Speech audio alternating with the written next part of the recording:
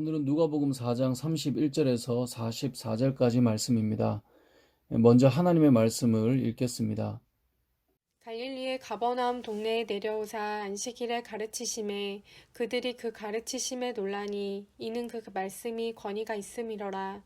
회당에 더러운 귀신 들린 사람이 있어 크게 소리질러 이르되 아 나사렛 예수여 우리가 당신과 무슨 상관이 있나이까. 우리를 멸하러 왔나이까. 나는 당신이 누구인 줄 아노니 하나님의 거룩한 자니이다. 예수께서 꾸짖어 이르시되 잠잠하고 그 사람에게서 나오라 하시니 귀신이 그 사람을 무리 중에 넘어뜨리고 나오되 그 사람은 상하지 아니한지라. 다 놀라 서로 말하여 이르되 이 어떠한 말씀인고 권위와 능력으로 더러운 귀신을 명함에 나가는도다 하더라. 이에 예수의 소문이 그 근처 사방에 퍼지니라. 예수께서 일어나 회당에서 나가사 시몬의 집에 들어가시니 시몬의 장모가 중한 열병을 앓고 있는지라. 사람들이 그를 위하여 예수께 구하니 예수께서 가까이 서서 열병을 꾸짖으신데 병이 떠나고 여자가 곧 일어나 그들에게 수종드니라. 해질 무렵에 사람들이 온갖 병자들을 데리고 나아오매 예수께서 일일이 그 위에 손을 얹으사 고치시니 여러 사람에게서 귀신들이 나가며 소리질러 이르되 당신은 하나님의 아들이니이다. 예수께서 꾸짖으사 그들이 말함을 허락하지 아니하시니 이는 자기를 그리스도인 줄 알미러라.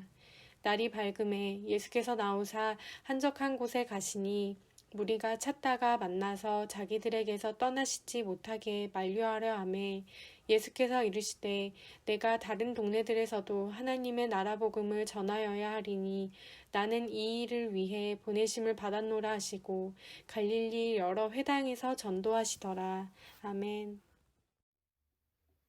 제가 종종 신앙생활에 두 기둥이 있다라고 말씀을 드렸는데요. 혹시 그것이 무엇인지 기억을 하시나요? 네, 그것은 말씀과 기도죠.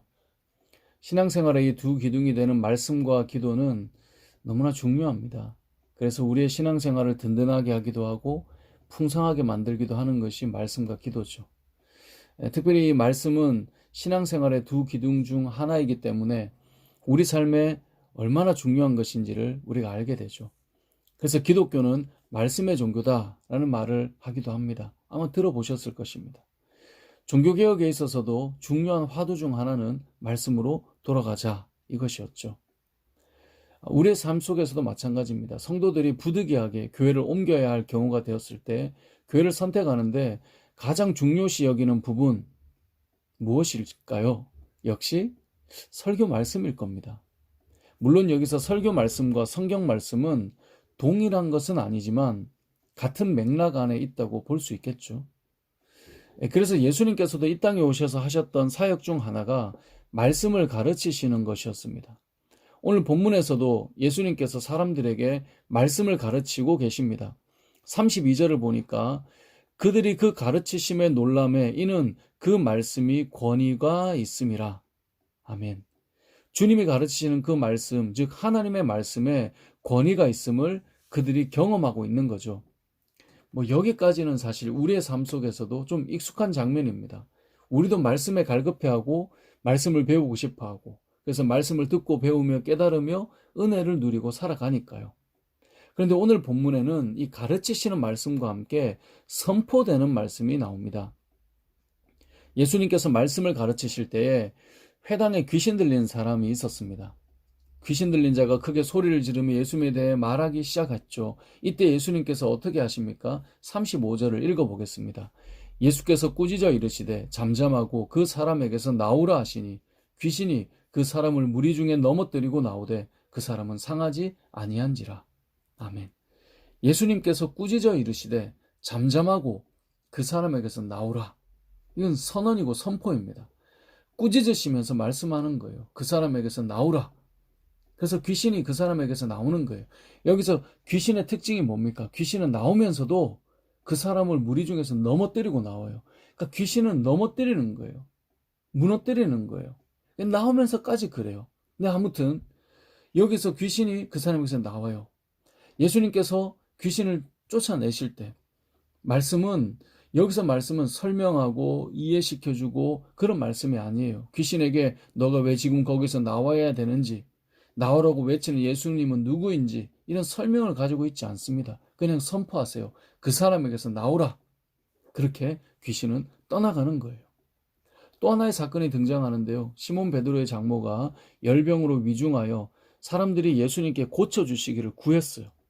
그래서 예수님께서 시몬의 장모에게 다가가 열병을 고치시는데 어떻게 고치셨죠? 39절을 읽어보겠습니다.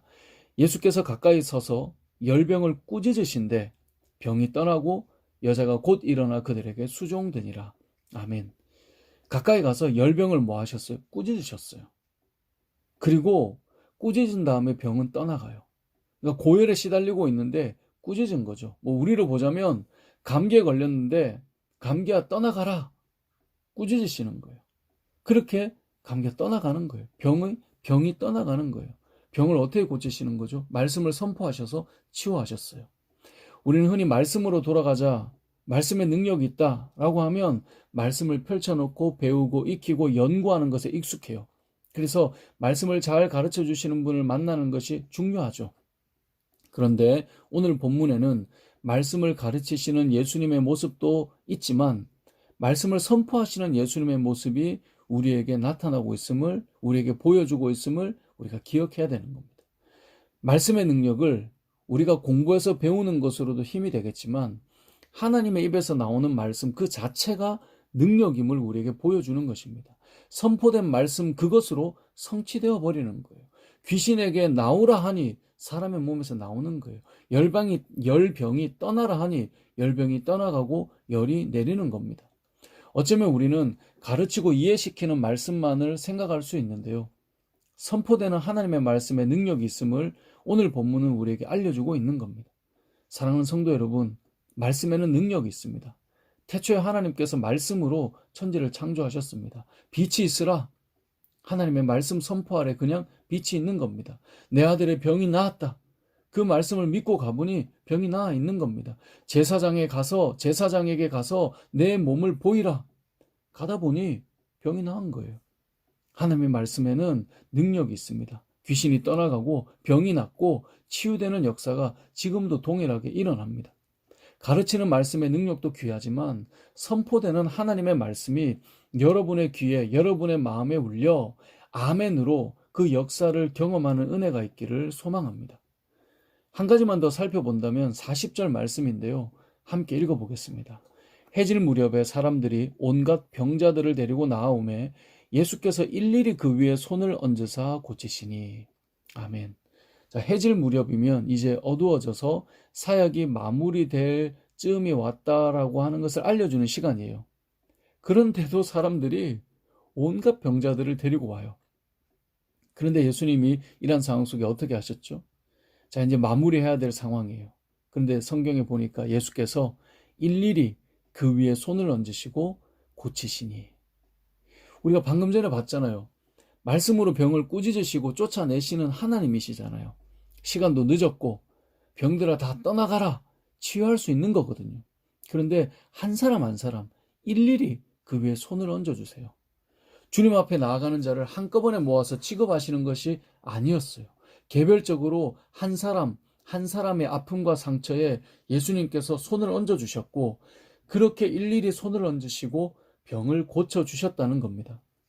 해가지고 이제 여기까지 합시다 라고 말할 것 같은 그 시간, 이젠 좀 들어가서 쉬셔야 될 것 같은 그 시간, 그때에도 일일이 한 사람 한 사람의 상처에 손을 얹으셨던 주님께서 지금도 동일하게 저와 여러분의 그 상처를 일일이 치유해 가신다는 사실을 기억하시기 바랍니다. 함께 모여있는 자리에 예배일 수도 있고 함께 모인 어떤 시간일 수도 있지만 우리 하나님은 그 자리에 각 사람마다 필요한 은혜를 주시고 치유하시고 회복시켜 가신다라는 것입니다. 말씀을 정리하겠습니다. 귀신이 떠나가고 병이 낫고 인간의 고통을 안타깝게 여기시며 치유해 가시는 하나님께서 저와 여러분의 삶 속에 놓인 아픔과 상처도 치유해 주시는 분이십니다. 때로는 말씀을 풀어 설명해 주시기도 하지만 때로는 여러분의 귀에 말씀이 선포될 때 그 시간에 그냥 역사가 일어난다는 사실을 믿으시기 바랍니다.